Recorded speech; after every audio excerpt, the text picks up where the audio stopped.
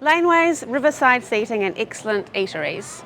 Central Christchurch's buzz is proving a thorn in the side of shopping malls, which, trapped in outdated architecture, have a harder time keeping up with modern consumers' wants. Retail experts say the role reversal is easy to explain.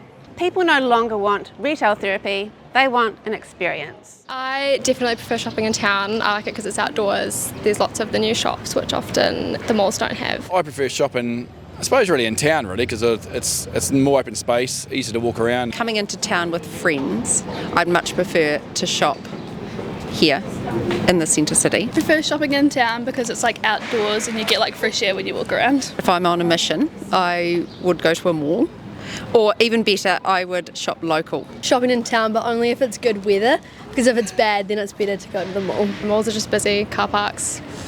Yeah, too stressful. Town's nice.